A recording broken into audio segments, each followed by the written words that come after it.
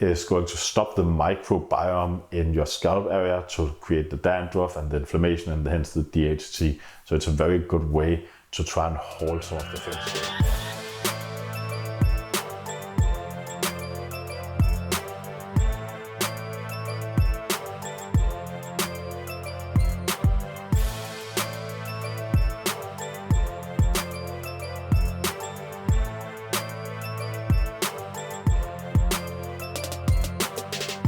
What is up guys and welcome back.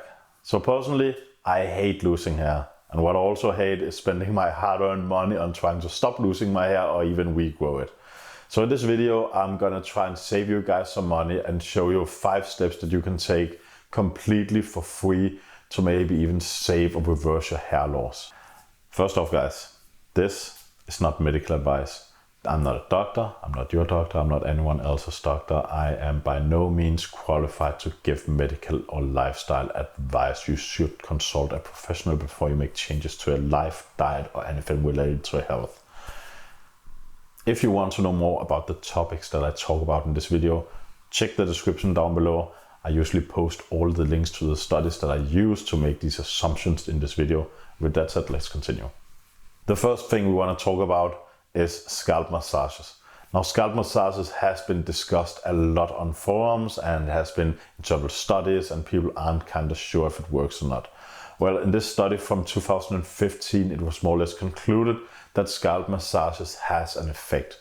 The only thing you want to note is that you have to spend at least 70 hours a year before you see a noticeable effect from the scalp massages. So guys, remember, trying to stop your hair loss is not a sprint, it's a marathon. You have to do it daily, on a daily basis. You have to take care of yourself, and that includes scalp massages. What I would recommend is doing a 5-minute to 10-minute daily scalp massage routine, and I have posted a link down below for a great way to learn how to do scalp massages on yourself. The next thing we want to talk about is of course nutrition. Guys, I have never seen more obese and unhealthy people in the world as I have today. So the thing is, when you eat, you are going to ingest a lot of things. You have something called inflammatory response in your body. If you haven't seen any of my videos on that, feel free to browse around and find more information on the subject. The thing is, when you have more inflammation in your body, you have less ability to regenerate anything. And what studies have shown us over the past couple of years is that high inflammation usually leads to androgenic alopecia. There's a great link between stress, inflammation and alopecia in our bodies, and ingesting some sort of weird McDonald's food or anything like that is definitely not going to help you.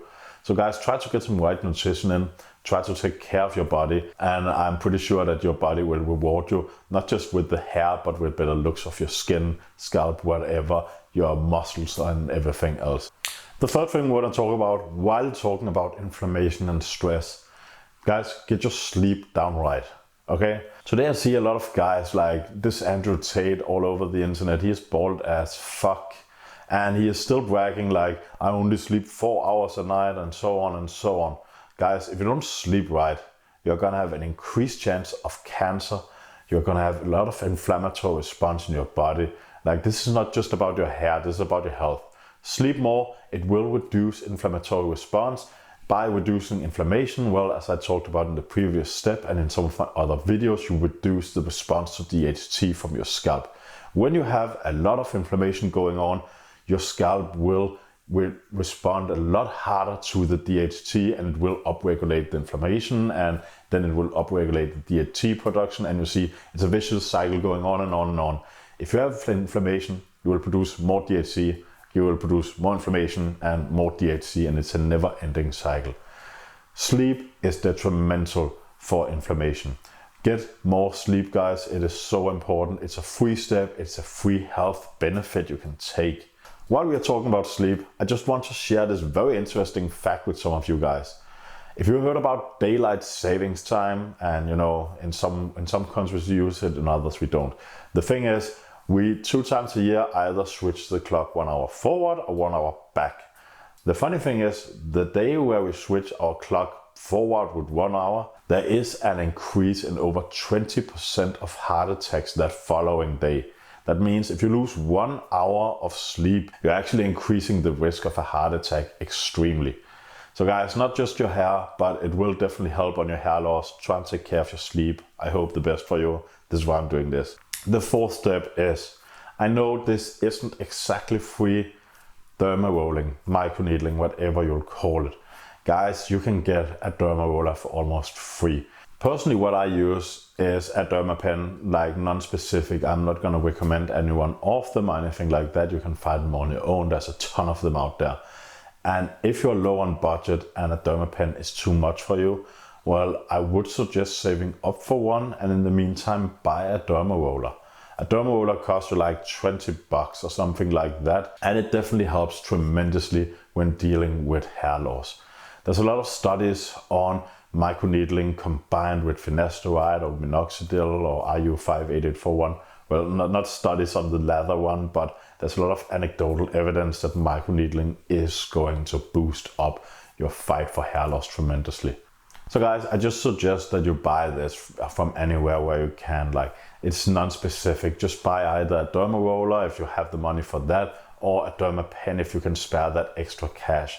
It is free to use on a daily basis, or whatever you might have to pay for the electricity for the Dermapen, or you have to use a little bit of hand power for the derma roller, but that is more or less free after you bought it.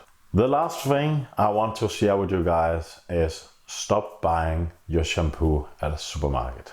These things, those Head and Shoulders, those, I think they're called Nivea or something like that, the generic hair shampoo is shite for your hair. Like, you should never put that stuff on your body no matter what.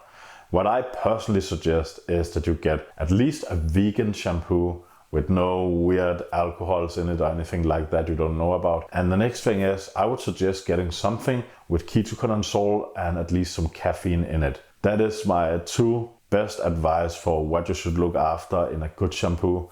Now, if you don't know where to look or what to look after, I actually contacted Active Folic for a discount code for you guys that I'll post up here.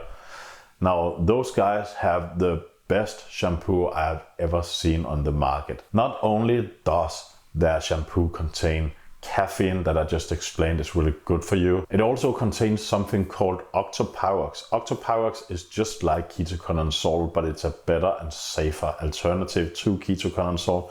It is going to provide the same results, and this is also in the shampoo. Not only that, they actually also have zinc in there. So zinc is known to have a very good regulatory response to the microbiomes in your scalp. When you regulate the microbiomes up there, you actually hold some of the dandruff going on, and then hence holding some of the inflammation and holding some of the DHT response. So zinc is a very cheap and effective way to actually hold DHT response in your scalp. Next thing they actually have in there also is peppermint.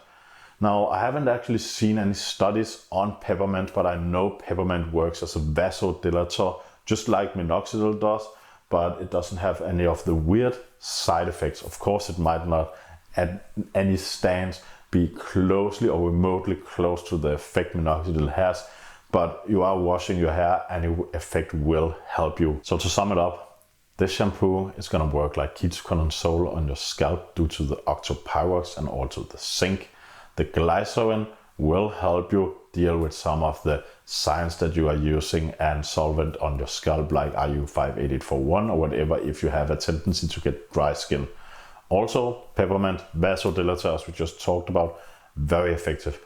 All in all, I really like this product. They have a lot of other interesting ingredients in there.